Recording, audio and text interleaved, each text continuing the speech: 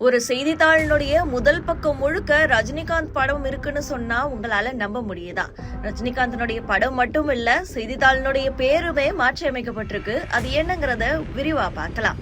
ஆங்கில செய்தித்தாளான ஹிந்துஸ்தான் டைம்ஸினுடைய இன்றைய செய்தித்தாள் ஹிந்துஸ்தான் டைம்ஸுக்கு பதிலா ரஜினிகாந்த் டைம்ஸ்னு பெயரே மாற்றி அமைக்கப்பட்டிருக்கு. அது மட்டும் தானான்னு பார்த்தோம்னா அதுவும் கிடையாது.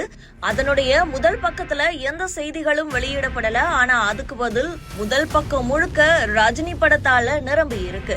நடிகர் ரஜினிகாந்தோடைய 50 ஆண்டு கால திரைப்பயணத்தை குறிக்கும் விதமா அவர் நடித்த அபூர்வ ராகங்கள் படத்துல இருந்து ஜெயிலர் படம் வரைக்குமான 171 படங்களுடைய பெயரால ரஜினிகாந்தனுடைய உருவப்படம் வரையப்பட்டு ஹிந்துஸ்தான் டைம்ஸினுடைய ரஜினிகாந்த் டைம்ஸினுடைய முதல் பக்கமாவே அமைஞ்சிருக்கு.